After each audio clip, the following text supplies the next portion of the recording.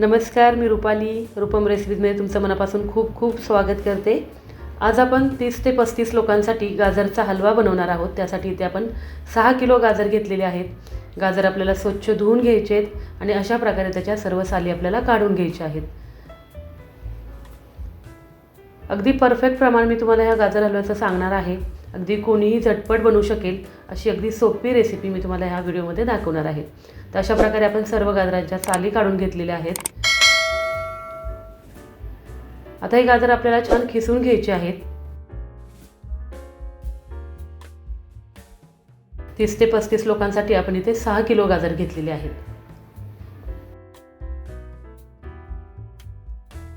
आता मी गाजर अशा प्रकारे खिसून घेणार आहे। मी थोडेसे जाडसरच खिसलेले आहेत।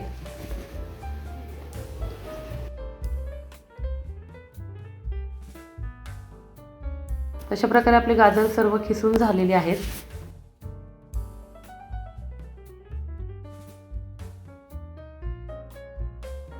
आपण गाजर खिसून घेतलेले आहेत। आता हा जो खिस आहे तो आपल्याला मोजून घ्यायचा आहे, म्हणजे आपल्याला साखरेचं प्रमाण किती टाकायचं आहे त्याचा अंदाज येईल।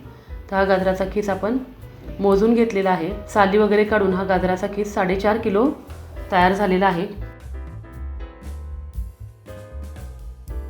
आता याच्यामध्ये आपण काही ड्रायफ्रूट घेतलेले आहेत, मनुके, काजू, बदाम हे तुमच्या आवडीनुसार तुम्ही घेऊ शकता।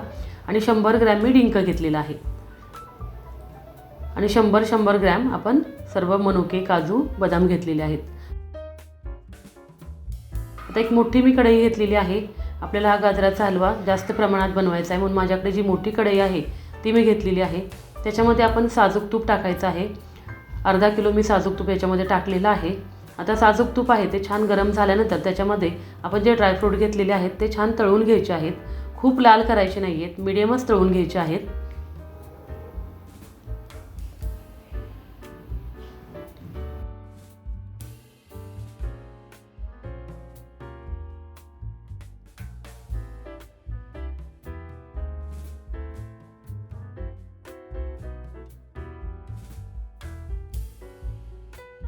तशा प्रकारे आपण हे काजू बदाम तळून घेतलेले आहेत।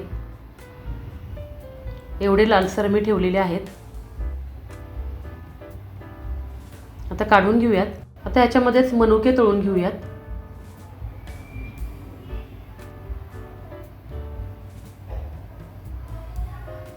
थोडेसे फुलेपर्यंत आपल्याला मनुके तळायचे आहेत।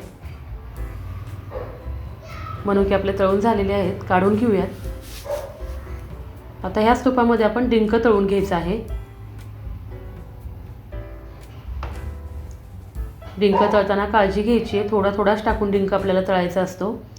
छान फुलून द्यायचा असतो, डिंक कच्चा राहणार नाही याची काळजी घ्यायची असते।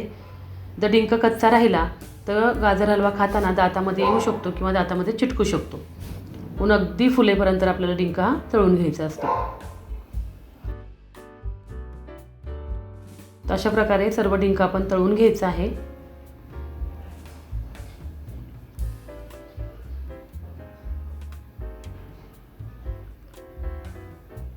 डिंक आपला तळून झालेला आहे। आता त्याच कढईमध्ये आपण जो गाजराचा खीस घेतलेला होता तो टाकायचा आहे। एक 5 ते 6 मिनिटं छान त्या तुपामध्ये आपल्याला परतून घ्यायचं आहे।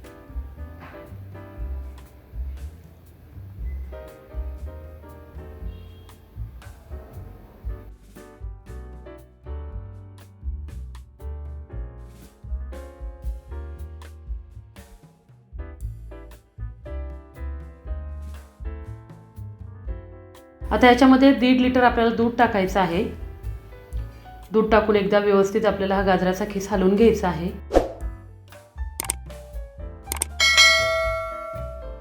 एक 15 मिनिटं झाकण ठेवून छान शिजवून द्यायचं आहे।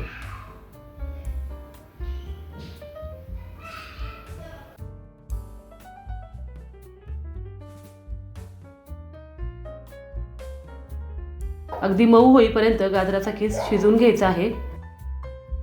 आता ह्याच्यामध्ये आपल्याला साखर घालायची आहे। 4.5 किलो आपल्याला हा गाजराचा खीस तयार झालेला होता, त्याच्यामध्ये मी 2 किलो साखर टाकलेली आहे। तुम्ही 1 किलो गाजर घेतले तर 300 ग्रॅमपर्यंत तुम्ही साखर टाकू शकता। तुमच्या आवडीनुसार थोडंसं प्रमाण कमी जास्त तुम्ही करू शकता।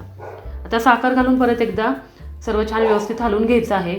अगदी साखरेचा पूर्णपणे पाक होईपर्यंत हा गाजराचा किस आपल्याला हलवून घ्यायचा आहे.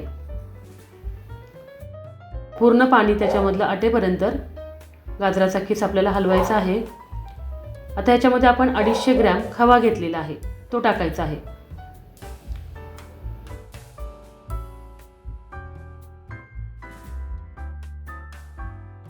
हलव्यामधलं सर्व पाणी आटल्यानंतरच त्याच्यामध्ये आपल्याला खवा घालायचा आहे आणि परत एकदा छान आपल्याला हलवून घ्यायचं आहे.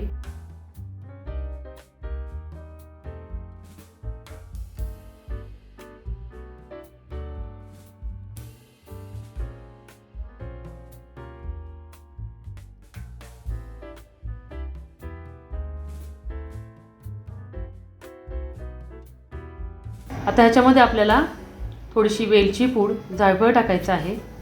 अगदी थोडंसं जायफळ टाकायचं आहे. चवीनुसार त्याच्यामध्ये थोडंसं मीठ पण टाकायचं आहे. आता आपण ह्याच्यामध्ये जे ड्रायफ्रूट तळून घेतलेले होते, मनुके, काजू, बदाम आणि डिंक, तो टाकायचा आहे. व्यवस्थित हलवून घ्यायचं आहे. वरून एकदा परत त्याच्यामध्ये साजूक तूप टाकायचं आहे. डिंक आहे तो हातानेच आपल्याला थोडासा फोडून टाकायचा आहे. मिक्सरमध्ये वगैरे फोडून टाकू नका, हातानेच थोडासा फोडून टाका.